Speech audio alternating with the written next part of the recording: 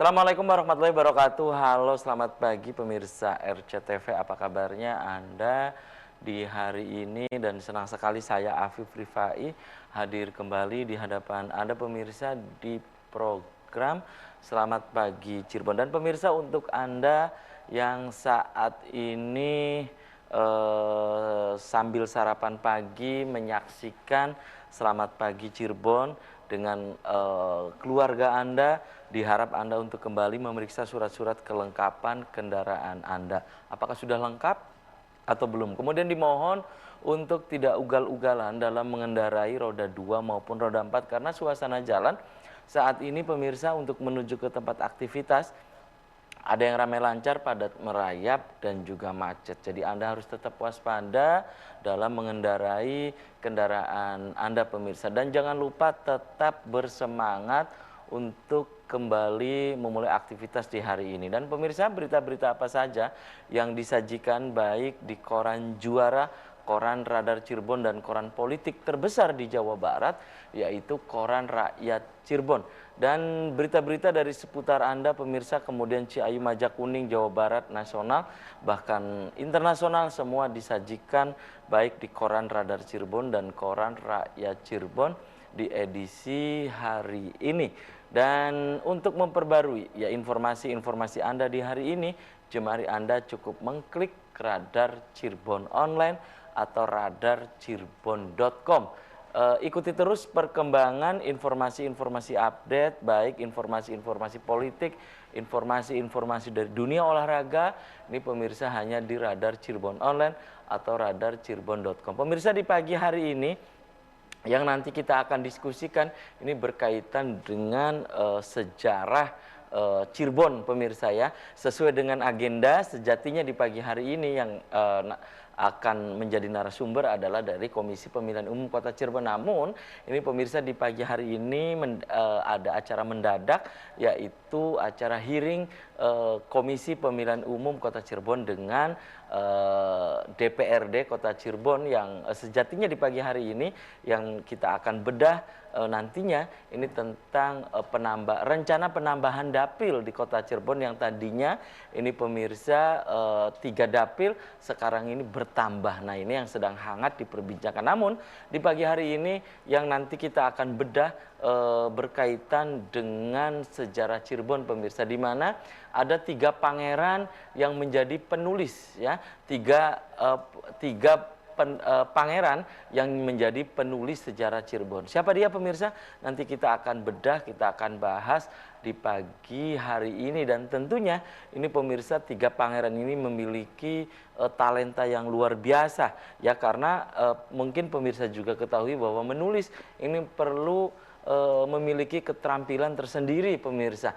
Dan berita-berita apa saja yang disajikan di koran Radar Cirebon di headline dan juga di koran Rakyat Cirebon nanti akan saya baca pemirsa. Dan tentunya siapa dia narasumber di pagi hari ini nanti akan saya kenalkan. Dan berikut saya baca berita di halaman utama koran Radar Cirebon edisi hari ini pemirsa.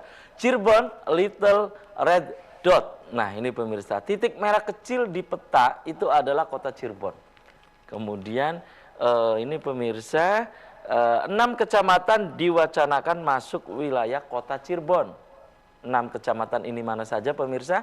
Silakan Anda bisa membaca selengkapnya di halaman utama koran Radar Cirebon hari ini. Kemudian ini pemirsa, langkah DPRD belum terhenti. Kemudian tokoh Kota Cirebon yaitu Pak Subardi sepakat dorong ke pusat. Kemudian ada catatan dari Pak Dahlan Iskan di koran Radar Cirebon hari ini, berita panjang. Itu catatan dari Pak Dahlan Iskan di koran Radar Cirebon hari ini. Nah, itu pemirsa dari halaman utama koran Radar Cirebon hari ini. Kemudian dari halaman Metropolis Kota Cirebon. Nah, pemerintah kota keluarkan surat utang cair setelah adanya definitif perda dan perwali yang baru. Kemudian ini pemirsa, cerai perselisihan yang paling banyak itu di tahun 2021 yang lalu ya. Kemudian Dinas Lingkungan Hidup gerah dengan reklamasi lahan pesisir. Masih di halaman metropolis Kota Cirebon, pemirsa, tambah dapil tergantung dari jumlah penduduk. Itu pemirsa dari halaman metropolis Kota Cirebon. Kemudian dari halaman Kabupaten Cirebon, pemirsa. 2 pekan 7 kali kebanjiran. Nah, Sekdes, ini pernyataan dari Sekretaris Desa, pemirsa. Apakah beban itu harus kami pikul sendiri? Itu salah satu pernyataan dari Sekretaris Desa di wilayah timur Kabupaten Cirebon, pemirsa, tepatnya di Kecamatan Walet. Nah, yang desanya menjadi langganan banjir. Kemudian ini pemirsa dari halaman utama koran politik terbesar di Jawa Barat, yaitu Koran Rakyat Cirebon. Partai politik tak perlu khawatir, ada pernyataan dari Pak Gunadi Rasta, maksimalkan kinerja, harga kursi makin mahal. Itu pemirsa. Kemudian kami bosan jadi langganan banjir. Nah itu ya, saat ratusan rumah terendam akibat luapan Sungai Ciberes. Kemudian sempat viral 2 pelaku kasus Bima tersangka. Kemudian dari Kabupaten Majalengka, Partai Amanat Nasional atau PAN siapkan Pasha Ungu menjadi Bupati Majalengka. Itu pemirsa berita-berita yang disajikan baik di Koran Radar Cirebon dan Koran Rakyat Cirebon di edisi hari ini. Dan untuk Anda yang ingin berlangganan kedua koran tersebut, Anda bisa datang langsung ke Graha Pena Radar Cirebon di Jalan Perjuangan nomor 9 Kota Cirebon. Dan pemirsa, Anda di rumah jangan kemana-mana, kami akan segera kembali sesaat lagi.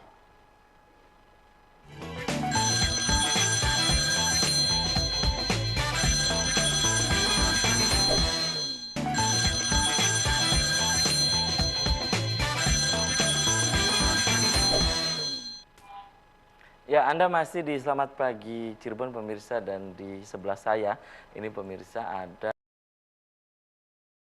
sosok yang banyak menulis, meneliti juga ini pemirsa, dan boleh dibilang ini adalah sejarawan Cirebon, pemirsa. Ada biasa atau karib saya memanggilnya dengan Yu Eva Nur Arofa. Selamat pagi Yu Eva. Assalamualaikum. Waalaikumsalam. Apa kabarnya Yu?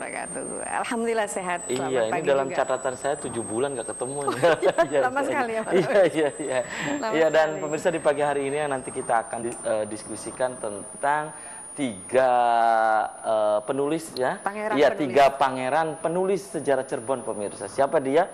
Pemirsa, 3 pangeran ini yang banyak menulis tentang sejarah Cirebon. Dan seperti yang tadi saya ungkapkan di awal bahwa ini luar biasa sekali menulis sebuah pekerjaan yang bagi yang tidak terbiasa ini sangat melelahkan ya, dan sangat rumit yuk. Tapi ini bisa untuk menulis ya, ini yang dimiliki oleh seseorang. Menulis itu adalah merupakan talenta ya. Yuk, ini di Cirebon yang sesuai dengan topik yang kita obrolkan di pagi hari ini, 3 pangeran penulis sejarah Cirebon. Ini ada 3 pangeran, dan memang ini bisa tulisan-tulisannya banyak yang dirujuk ya, banyak dirujuk, terutama yang ingin meneliti tentang sejarah Cirebon. Ini salah satunya siapa 3 pangeran ini? Ini sebetulnya hasil riset saya, Mas Abi. Riset saya, tapi maksud saya kalau kemudian saya sampai kepada judul 3 pangeran itu, nyatanya banyak sebetulnya penulis Cirebon itu.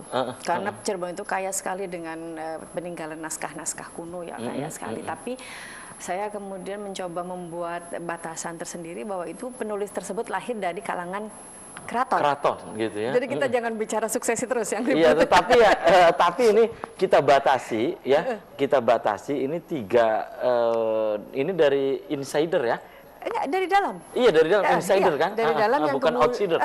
Dari dalam yang kemudian mereka sangat produktif, kemudian juga menjadi perbincangan, apakah jadi referensi, apakah kemudian menjadi polemik yang panjang, dan itu nanti mewakili zamannya. Iya. Nanti kita akan mulai dari Pangeran Wangsakerta. Pangeran Wangsakerta. Ya. Nah, ini di tahun berapa gitu yuk, Pangeran Wangsakerta ini? Berarti Pangeran Wangsakerta itu mewakili abad ke-17. Abad ke-17. Abad ke-17. Iya. Oke. Apa gitu karya-karya yang ditulis diantaranya? Tidak ada naskah Cirebon yang kemudian menjadi perbincangan begitu banyak ahli. kecuali naskah Wangsakerta, Wangsakerta. yang ditulis oleh Pangeran Wangsakerta. Maka kemudian pangeran pertama itu kalau saya nanti ini bisa berkembang ya kalau ada riset kemudian ya. Tapi Pangeran Wangsakerta itu menulis dengan timnya. Bukan sendiri, tapi dengan tim Gotra Sawala. Jadi ada seminar internasional semacam begitu mengumpulkan raja-raja di Nusantara. Itu tahun berapa gitu? Itu dikerjakan selama 21 tahun. 21 tahun. Jadi dari 1617. 1617 sampai dengan 1698. Sampai hampir akhir abad ke-17 ya. Jadi 1600-an. 1617 sampai 1698. Jadi itu mewakili abad ke-17. Pangeran pertama yang kemudian mewakili abad ke-17 dari kesepuhan ya. Dan begitu produktif, begitu besar karyanya, begitu banyak polemik. Ini yang menarik tidak ada perbincangan tentang naskah di Cirebon yang begitu panjang sampai sekarang. Dan kecuali begitu polemik yang ramai. Iya, kecuali naskah Wangsakerta naskah Wangsakerta itu ya. Iya. Jadi sebetulnya naskah ini tidak disusun sendirian, tapi tim. Tapi bagaimana kita membayangkan abad segitu sudah mengundang banyak raja-raja, para pangeran dari Nusantara kemudian sepakat membuat kesepakatan untuk kemudian menulis. Ini teringat cerita itu di Bait Al-Hikmah itu ya, mengumpulkan mengumpulkan ilmuwan untuk menulis itu ya. Ketika cerita Harun Al-Rasyid dan seterusnya itu gitu ya. Iya, mengingatkan itu gitu yuk. Dan itu terjadi sebetulnya di Cirebon gitu. Jadi ada peristiwa besar yang bernama Gotra Sawala. Gotra Sawala itu ya waktu itu ya seluruh raja-raja, hampir seluruh raja di Nusantara kemudian diundang Cirebon membuat semacam seminar dan outputnya itu adalah karya itu berupa naskah Wangsakerta. Itu tebalnya berapa gitu ya? Itu terdiri dari beberapa sagra atau jilid, banyak sekali. UFA pernah membaca itu? Pernah, ada di Museum Sri Baduga. Museum Sri Baduga Bandung ya. Mungkin di sini kopiannya ada, tapi mungkin saya belum tahu ya. Naskah ini kemudian dianggap lebih maju dari usianya. Untuk penulisan di abad 17, 1600-an kesini ya, menjelang akhir gitu kan, itu dianggap oleh para peneliti itu sebagai naskah yang terlalu maju untuk zamannya. Karena itu naskah tersebut berbicara dari mulai prasejarah, zaman prasejarah, kemudian kerajaan-kerajaan sampai bukan saja kerajaan di Nusantara, sampai kerajaan di luar, bukan di Indonesia maksud, tapi di Thailand, Myanmar, itu masih sudah dituliskan di situ.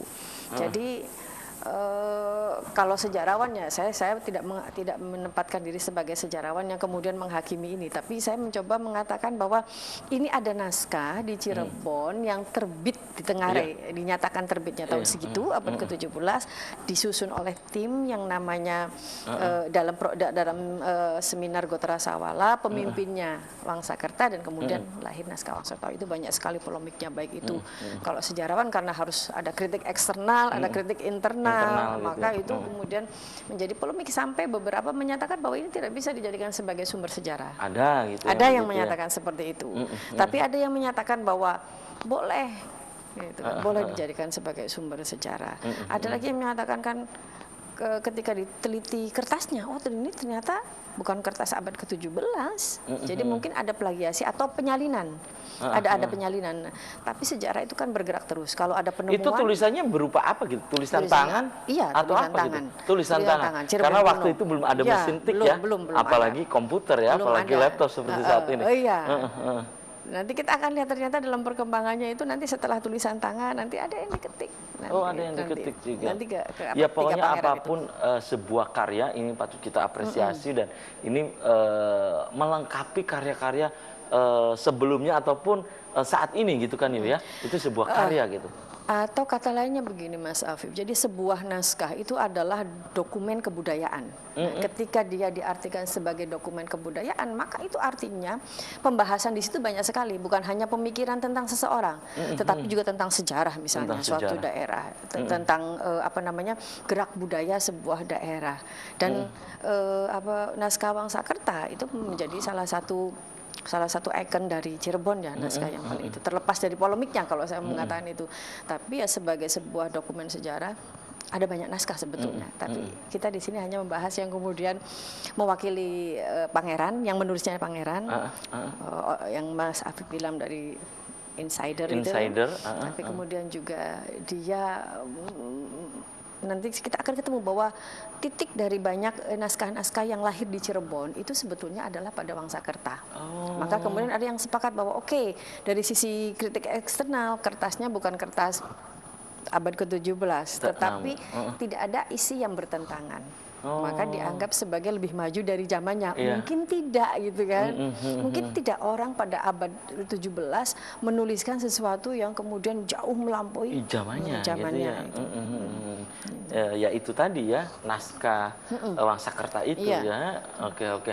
Dan ini membahas tentang apa gitu di dalamnya yuk? Tentang sejarah terutama kerajaan. Tapi Cirebon. sejarah Cirebon ada, tetapi Nusantara, Indonesia juga ada, di luar Jawa, di luar Cirebon ada. Sampai kepada ke Malaysia, kemudian Thailand gitu. Itu ada, makanya kemudian, dan yang paling mengherankan itu bagaimana perkembangan prasejarah. Jadi istilah-istilah yang Yunani seperti istilah-istilah zaman kuno untuk prasejarah itu sudah dicantumkan. Maka kemudian ada banyak kecurigaan bagi orang-orang yang tidak sepakat bahwa ini dijadikan sebagai rujukan sejarah ya, tapi sebagai sebuah nilai, Mas Afif. Nah, ini sebuah nilai itu kita tidak bisa menolak bahwa itu menjadi salah satu khazanah kebudayaan. Itu yang paling penting itu, bahwa di situ sebetulnya ada sejarah yang berhubungan dengan sejarah pemikiran. Perkembangan pemikiran di Cirebon itu nyatanya maju karena sudah lahir naskah di abad gitu ya. Dan sudah ada yang kita obrolkan di awal tadi yang mau menuliskan dengan bahasa tulis bukan bahasa lisan gitu ya. Ada banyak orang mempunyai kecakapan orasi yang bagus tapi kemudian ketika menulis menghadapi kesulitan. Itu banyak sekali saya sendiri menulis itu susah, Mas, bukan pekerjaan mudah. Tapi beberapa artikelnya muncul terus. Karena itu memaksakan diri. Gitu. Tapi begini, Mas Afif, ada tahapan yang kemudian bagi saya menulis yang sangat susah, itu menulis puisi, itu perasan perasan dari kata-kata. Kalau orang sekedar karya ilmiah riset itu semua orang bisa menempuh itu kok. Bisa menuliskan itu gitu kan. Syaratnya apa? Rajin membaca. Kalau membacanya enggak, susah menulisnya. Iya, kalau membaca aja enggak, membaca buku enggak, mau nulis apa gitu kan. Iya, ide-idenya dari mana kan gitu. Itu kan jadi kita bisa membuat komparasi, kita bisa membuat kemudian ternyata menyamakan gitu ya. Sebuah tulisan itu, misalnya saya mau meneliti tentang Cirebon, saya bandingkan coba dengan tulisannya Profesor Kunto tentang Madura. Misalnya, karena sama-sama daerah pesisir. Terus ternyata, siapa yang nulis Tengger itu? Ada juga gitu ada Herbert Feith gitu ya. Tentang Tengger, ternyata kalau di gunung begini, kalau di pesisir begini. Nah itu bagi saya kemudian yang merangsang memudahkan kita untuk bisa menulis itu adalah kemudian membaca. Kuncinya itu kuncinya di membaca. Oke. Dan UFF tadi menyebutkan, kembali kita ke naskah itu ya, Wangsakerta. Ini berjilid-jilid gitu ya? Iya, berjilid-jilid, banyak sekali. Beragam tema yang dibahas di situ? Beragam temanya. Dan, tapi nanti kemudian kita masuk ke abad ke 18 sesudahnya. Dan tetap masih ada kemudian pangeran yang menulis. Ada juga. Ada juga. Ada yang menulis ya. Sampai abad ke-20 nanti lompatannya itu agak ada satu abad yang terlompati. Ya, abad ke-17, kemudian abad ke-18 ya. Nah, ini melengkapi tadi yang disebut dengan naskah Wangsakerta itu ya. Nah, itu siapa yang menulis? Tapi tahan dulu nih. Ya, dan pemirsa, selamat pagi. Cirebon akan segera kembali usaha komersial berikut ini.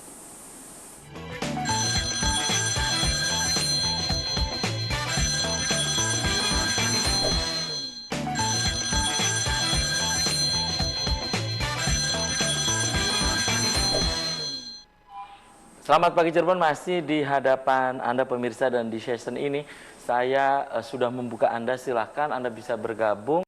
Anda bisa di line telepon 0231 482138 atau pemirsa bisa untuk memberikan pendapat dan juga pertanyaan. Ini bisa melalui WhatsApp atau nomor SMS yang ada di layar kaca RCTV. 3 pangeran penulis sejarah Cirebon. UEFA tadi terputus jeda iklan ya, itu abad ke-17 ya. Abad ke-17. Nah, ini abad ke-17 juga ini melahirkan siapa gitu ya. Maksudnya ada penulis yang dari insider, dari keraton di Cirebon, itu siapa yang menulis lagi gitu? Abad ke-17. Abad ke-17 itu. Mungkin ada, tetapi kemudian Mas Afif yang tercatat dalam sejarah dan karyanya itu diperbincangkan sampai sekarang itu ya cuma Wangsakerta. Wangsakerta. Mungkin ada, mungkin saya kira pasti ada karena berarti sudah apa namanya tradisi menulis itu sudah ada ya, sudah ada gitu. Tapi yang di abad 17 itu yang kemudian diperbincangkan banyak ya Pangeran Wangsakerta. Dan yang jadi soal kemudian kita ini sering abai Mas Afif. Saya 2011 itu mencoba melacak jejak Pangeran Wangsakerta. Kan tinggalnya itu di sebelah Kasepuhan, sebelah timur. Ada orang menyebutnya kampung apa namanya itu apa namanya Panembahan. Tapi yang tersisa itu tinggal kuncupnya aja, kuncup rumah kecil sekitar 1 meter, kemudian ada tembok kecil. Itu yang tersisa? Yang tersisa, di situnya kemudian ada kemenyan, ada sesajen apa gitu kan. Jadi saya kira ya. UEFA pernah melacak itu, meneliti itu? Sudah. Dan kemudian saya kembali lagi ke situ tahun 2019, itu kuncupnya sudah hilang. Tinggal batunya saja. Tinggal batunya saja. Jadi saya kira ya penghargaan terhadap Pangeran Wangsakerta itu ya kalau tidak ada karyanya mungkin habis gitu ya. Kalau tidak ada karya ini habis. Yang masih dikenang karena ada karya karena gitu ada ya. karya gitu. Jadi ya ini kemudian yang membuat orang menjadi lestari tanda petik ya, pikiran-pikirannya tetap dikenang ya dengan menulis itu. Ini salah satu buktinya. Saya bilang kayak gitu, wah ini mah kita tidak cukup peka dengan apa, kalau saya kenapa saya pengen melacak rumah Pangeran Wangsakerta, pengen tahu seperti apa suasana untuk kemudian proses kreatifnya sehingga melahirkan karya, sehingga kemudian mampu mengumpulkan para raja itu. Tapi ini kita kan sudah tidak ada. Sudah tidak ada itu Mas Afif. Tapi ya beruntung kemudian naskahnya masih bisa diperbincangkan. Apakah ada secara spesifik untuk meneliti tentang pangeran atau menulis Pangeran Wangsakerta ini gitu yuk? Saya rasa belum. Kalau karyanya iya, tapi personalnya ada, tapi maksudnya masih biografi lah ya. Personalnya itu ada, misalnya disebutkan bahwa beliau orang yang sangat cerdas, kemudian rendah hati. Beliau juga sempat menjadi sultan. Sementara kakaknya Pangeran Martawirjaya dan Kartawijaya itu berada di Jogja. Di sana. Nah, untuk kemudian kan kita kan sempat UEFA pernah nelusuri sampai ke Jogja juga? Di Panembahan Girilaya, kuburannya di sana ada. Ya, masih ikatannya dengan situ. Jadi Pangeran Wangsakerta ini dianggap orang yang sangat cakap, orang yang cerdas, rendah hati, dan kemudian juga apa namanya menetap di sini. Jadi sempat ada dalam tahapan apa namanya keraton di Cirebon itu anak-anak sultannya dibawa ke Jogja. Nah, yang tersisa di sini kemudian Pangeran Wangsakerta. Itu yang apa sebelum kemudian pecah ya. Jadi ketika di Jogja saudara-saudaranya 2 orang, Pangeran Wangsakerta di Cirebon. Kemudian ketika saudara-saudaranya tanda petik pulang ya, dilantik menjadi sultan di Banten, kemudian apa namanya kembali ke Cirebon, mereka membuat Kasepuhan dan membuat Kanoman. Pangeran Wangsakerta tetap kemudian menjadi Panembahan Wangsakerta dan melanjutkan proses menulis itu ya yang tercatat dalam sejarah gitu ya. Nah, pasca Pangeran Wangsakerta itu siapa gitu yang maksudnya lahir dari dalam keraton insider itu kemudian juga mengorat-aret kemudian coret-coret kemudian menjadi sebuah tulisan juga gitu, siapa? Kan baru satu nih, ada 3 pangeran itu. 3 pangeran. Yang keduanya itu Pangeran Arya Cirebon. Pangeran Arya Cirebon. Nanti karya yang fenomenalnya itu adalah Carita Purwaka Caruban Nagari. Oh, Carita Purwaka Caruban Nagari. Nah, itu 1720. 1720. Jadi kalau yang tahun tadi 1720. Kalau yang tadi Wangsakerta itu 1698 menjelang akhir ke itu, nanti kemudian 100 tahun kemudian hampir 25 tahun. Jadi pada abad berikutnya, siklus per abad kalau kata saya, nanti ada karya besar apa namanya CPCN ya kita biasa menyingkat itu, Carita Purwaka Caruban Nagari yang ditulis oleh Pangeran Arya Cirebon. Nah, ini UEFA pernah membaca? Sudah banyak dan ini perbedaannya kemudian Carita Purwaka Caruban Nagari. Dia berbeda dengan naskah Wangsakerta yang isinya begitu luas. Apa titik perbedaannya di mana? Ini hanya fokuskan pada Caruban Nagari. Caruban Nagari. Jadi ini hanya berupa Cirebon itu Caruban Nagari. Caruban Nagari. Lebih khusus di situ. Negeri Cirebon. Nah, kemudian dari sosok personalnya ya. Personalnya itu agak menarik. Tapi sebetulnya ada persamaan dengan Wangsakerta. Mereka dua-duanya Pangeran Wangsakerta maupun Pangeran Arya Cirebon itu menghadapi masa kolonial. Oh, ini. Tapi kan bedanya kalau Pangeran ini hidup di masa kolonial Belanda ya? Iya. Oke. Kalau Pangeran Arya Cirebon itu sudah Hindia Belanda. Kalau Pangeran Wangsakerta itu masih VOC. Oh. Masih VOC. Jadi itu masih Nah, tapi sebetulnya dua-duanya sama koloni Indonesia. Nah, itu betul saya kira menjadi latar belakang yang menarik ketika melahirkan tulisan-tulisan. Menariknya lagi kemudian Pangeran Arya Cirebon itu dianggap sebagai sosok yang istimewa karena Kenapa istimewa? Karena dia sangat dekat dengan Belanda. Oh, sangat dekat dengan Belanda dan sangat dekat dengan penjajah lah ya, ya dengan Belanda lah ya. Dengan pemerintah Hindia Belanda dan sampai kemudian menjadi opzichter. Pengawas bupati-bupati Sepriangan. Itu keren loh Mas Alvin, Sepriangan loh itu. Pangeran Arya Cirebon. Pangeran Arya Cirebon dapat informasi atau data dari mana ya, Eva? Ada arsipnya. Ada arsip. Banyak. Kalau arsip sudah memasuki masa Pangeran Arya Cirebon ini banyak sekali dari Dagregister ada bahwa menyatakan bahwa itu menjadi opzichter ya atau pengawas para bupati di wilayah Priangan. Ini artinya punya kemampuan lobby yang baik gitu.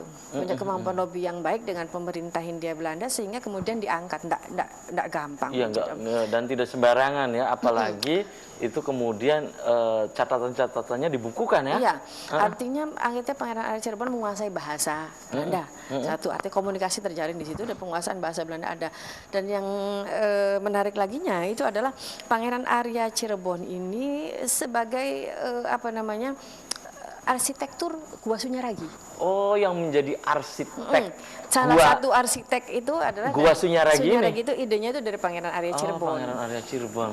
Karena saking luasnya Pangeran Arya Cirebon itu dalam catatan dinyatakan bahwa ketika ada migrasi besar-besaran orang Cina dari Jawa Tengah, Pangeran Arya Cirebon welcome, mempersilahkan mereka datang kemudian menetap di sini. Di Cirebon. Di Cirebon. Jadi ada kemungkinan besar bahwa pembangunan Gua Sunyaragi itu yang dibangun pada masa Pangeran Arya Cirebon itu juga dimungkinkan menjadi cepat dan mudah dengan pembiayaan yang sangat mahal karena kebaikannya itu. Misalnya setelah saudagar Cina gitu kan, mereka mau memberikan advice berapa untuk pembangunan Gua Sunyaragi. Jadi ya seniman. Arsitek juga ya. Dan karyanya bisa kita lihat ya. Saat ini yaitu Gua Sunyaragi itu. Kalau Pangeran Wangsakerta itu bagaimana tempat menetap beliau, kemudian bagaimana proses kreatif itu kita pengen tahu, jejaknya sudah sangat sedikit. Kalau Pangeran Arya Cirebon jejaknya banyak. Artinya sampai terjaga sampai sekarang Gua Sunyaragi itu. Juga naskahnya. Jadi dua-duanya terjaga itu. Jadi menarik dua. Ini naskahnya yang tadi Carita Purwaka Caruban Nagari itu hingga saat ini didapatkan di mana? Kita dapatkan di mana? Saya kira salinannya banyak yang punya ya, dan sudah dialihbahasakan. Sudah mudah, sudah dialihbahasakan, terutama ya kalau mau pasti di Sri Baduga itu ada, tapi sudah banyak di rumah saya ada itunya salinan ini. Salinannya. Berapa halaman gitu ya? Banyak kalau berapa halaman itu, tapi dia lebih sedikit daripada Wangsakerta karena temanya juga tidak sebanyak Wangsakerta. Kalau ini sudah tematik. Tapi hanya Cirebon. Iya, hanya Cirebon gitu ya tematik. Hanya Cirebon. Ada Sunan Gunung Jati terutama itu ya. Membahas tentang Islam kerajaan awal Cirebon itu di mana Pangeran itu pakai tulisan tangan. Pakai tulisan tangan, belum ada ini dong Mas. Belum ada mesin ketik juga ya, belum ada komputer. Salinannya sudah dalam bentuk tulisan ketik. Salinannya itu sudah ada itu. Dan kertasnya gimana gitu ya? Kertas. Nah, ini dianggap oleh sejarawan itu yang menjadi polemik juga sebetulnya. Kalau Pangeran Arya Cirebon dengan naskah Carita Purwaka Caruban Nagari itu dianggap sebagai naskah yang bisa dijadikan sebagai sumber sejarah. Kalau Wangsakerta itu kan polemik, ada yang bilang tidak ada karena memang secara kritik eksternal kertasnya itu kertas zaman abad 20. Sekalipun diklaim bahwa isinya abad gitu ya, bukan? Isinya dibilang abad ke-17, bentuk tulisannya abad ke-17, tapi kertasnya kertas 20. Ini yang kemudian ya, menjadi polemik panjang para filolog yang mengatakan, nah ini salinan ini gitu kan. Bukan aslinya. Bukan aslinya gitu. Nah, tapi kalau Carita Purwaka Carubanagari itu enggak, baik eksternal maupun internal. Kritik artinya fisiknya, teksnya ataupun isinya, itu tidak ada yang bertentangan. Dianggap sebagai, bisa dijadikan sebagai sumber sejarah. Nah, yang lucunya, kenapa kemudian orang gimana sih ini tuh? Yang lucunya, teks yang ditulis oleh Pangeran Arya Cirebon ini yang berjudul Carita Purwaka Carubanagari ini sebetulnya merujuk isinya itu dari Wangsakerta. Oh, Arya Cirebon nih? Iya, Pangeran Arya Cirebon itu mengerujuknya dari naskah Wangsakerta. Jadi kata orang, ya udah sih, kenapa kalau yang rujukannya itu dianggap sebagai diperbolehkan secara metodologi untuk penelit sumber sejarah, kok yang aslinya malah enggak boleh? Iya, ini harus jadi ensiklopedia aja ini ya, berjilid-jilid gitu. Jadi ada begitu, karena memang sejarah kan hati-hati Mas Afif. Ya, ada kritik eksternal, kritik ya. Berikutnya ini siapa? Kan ada 3 nih. 3 pangeran siapa? Tapi tahan dulu ya. Eva dan pemirsa, nanti saya baca beberapa WhatsApp yang masuk. Anda di rumah jangan kemana-mana, kami akan segera kembali. Tetap di Selamat Pagi Cirebon.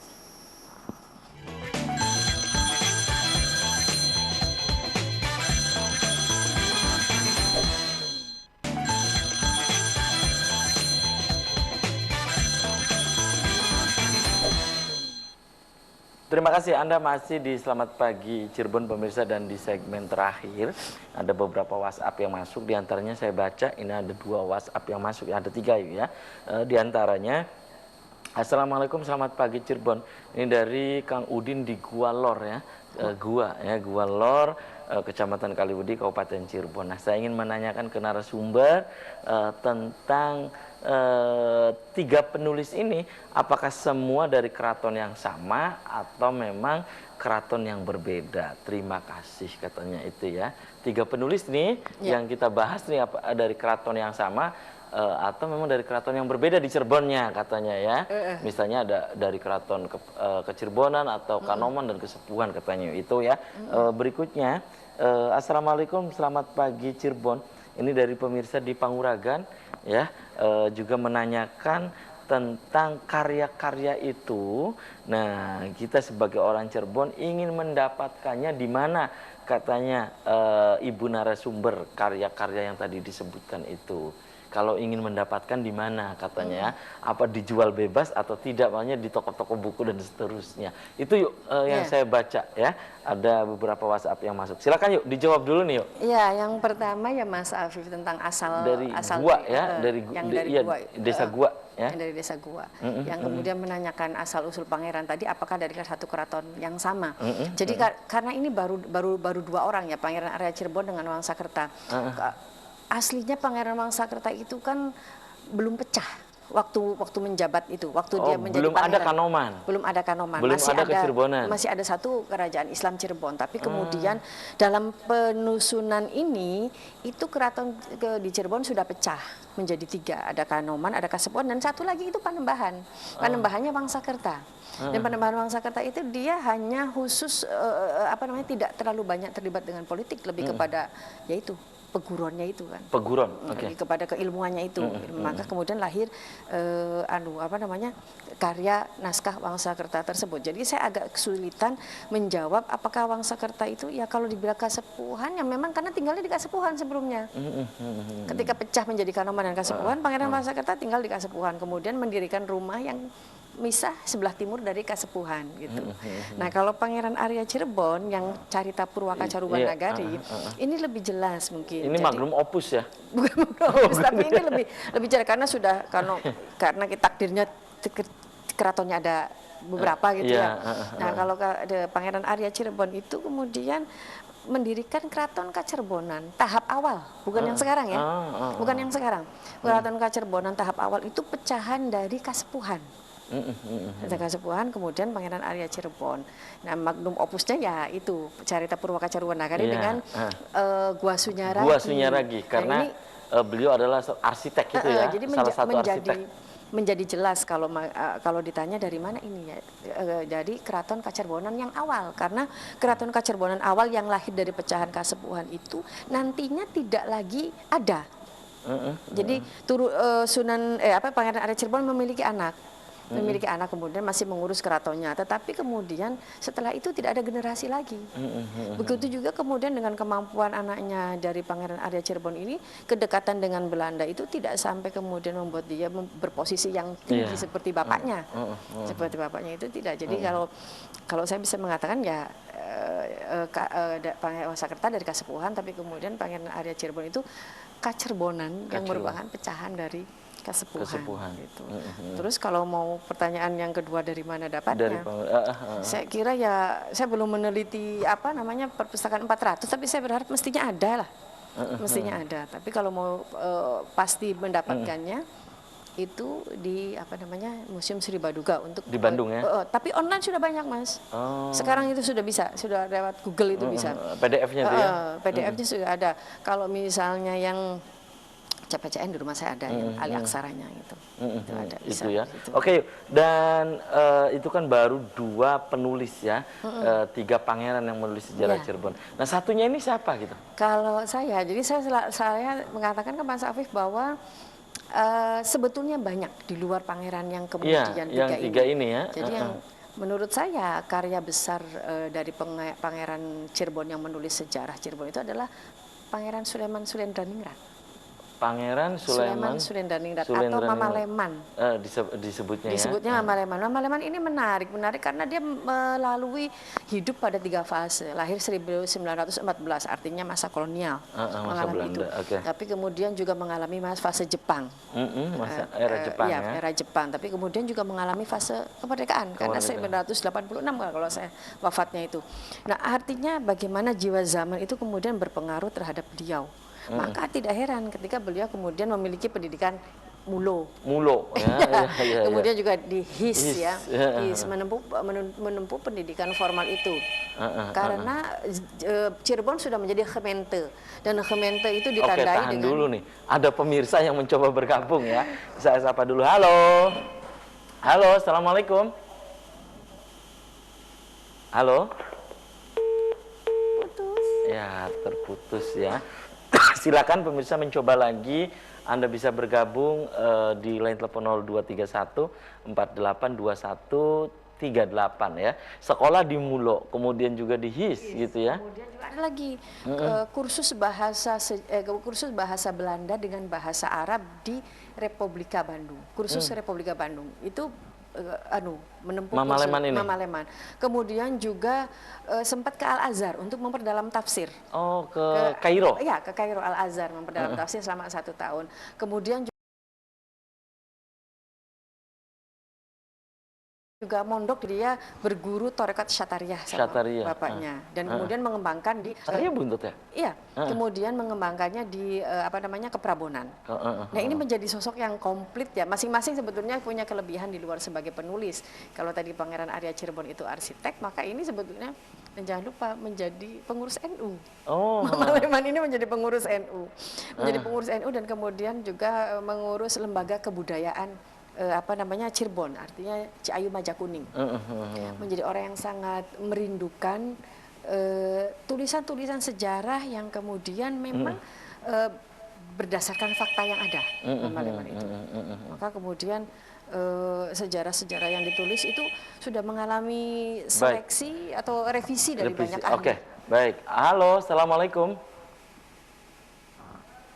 Terputus kembali ya. Oke, dan tentunya melalui edit, revisi gitu ya. Jadi ada tim yang kemudian semacam tim pengabsah ya, pentasih kalau Al-Quran gitu. Sejarah Cirebon yang ditulis oleh Mama Leman. Babat Cirebon banyak sekali. Oke, dan itu berarti karyanya itu Babat Cirebon aja itu? Ada banyak, ada sejarah Cirebon, Babat Cirebon, dan ini kemudian menjadi karya yang paling banyak dijadikan sebagai referensi ketika menulis sejarah Cirebon, karya Mama Leman ini. Kalau yang tadi itu kemudian Wangsakerta itu polemik gitu ya, ada banyak polemik. Kemudian Carita Purwaka Caruban Nagari sudah mulai bisa dijadikan sebagai sumber sejarah. Tapi kalau ini hampir semua penulisan tentang sejarah Cirebon itu merujuk kepada karya Mama Leman karena ini sudah melalui revisi atau kemudian para ahli, ada tim yang kemudian merevisi itu. Gitu. Oke, dan tentunya penulisannya juga berbeda. Iya, kalau masih dari tulisannya berbeda, ada yang masih carakan Cirebon, tapi ada yang sudah pakai mesin ketik. Gitu. Ada gitu ya. Karena 85 Mama Leman masih menerbit buku. Oke, yuk dari 3 penulis ini ya, sebetulnya kan banyak penulis tapi kita kerucutkan menjadi 3 pangeran yang menulis ini. Nah, itu semua karya-karyanya ini bisa saat ini bisa diakses kapanpun dan dimanapun. Bisa. Setahu saya sudah di internet sudah bisa diakses dengan mudah ya itu. Sudah bisa PDF-nya juga ada. Kemudian juga kalau mau datang langsung fisik gitu ya, bisa ke beberapa museum atau saya nggak tahu nanti perpustakaan 400 bisa dicek ada atau harusnya ada gitu. Terus kemudian saya kira menarik bahwa kemudian pembicaraan kita tentang sejarah Cirebon yang panjang itu bukan melulu hanya persoalan suksesi ya, suksesi raja-raja gitu. Saya kira kita mulailah bergeser bahwa ada ekonomi, ada kemudian yang berhubungan dengan literasi. Yang sedang kita bahas ini tentang literasinya gitu ya. Fungsi keraton itu ya sebagai mandala, sebagai pusat pengetahuan itu ternyata memang ada karena beruntung. Karena ada beberapa keraton yang kemudian tidak punya penulis seperti Cirebon gitu kan, seproduktif itu. Kita beruntung. Oh, jadi setiap keraton itu banyak yang tidak memiliki penulis gitu ya? Ada. Tapi kemudian ada istilahnya ya. Jadi keraton itu punya penulis gitu kan, pujangga keraton lah istilahnya. Ada pujangga keratonnya gitu. Kalau di Jogja siapa? Lupa ya Mas. Tapi kemudian Cirebon itu ada gitu, beruntung. Dan itu berlangsung dari generasi ke generasi. Kalau kita melacak itu dari mulai abad ke-17, 18, agak melompat sedikit, agak 19, kemudian ke-20. Jadi tapi 19 itu bukan berarti kemudian tanpa karya ya. Saya kira ada juga karya gitu ya. Tapi kita tidak tahu. Kemudian saya hanya meneliti yang berasal dari orang-orang yang memang dari secara kelas sosial tinggi mereka, dari pangeran, dari keraton, dari lingkungan keraton gitu. Kalau di luar keraton pasti banyak, apalagi kemudian pesantren ya Mas. Artinya orang keraton yang menyempal dari keraton ini kemudian mendirikan pesantren, di situ literasi terjadi betul kan.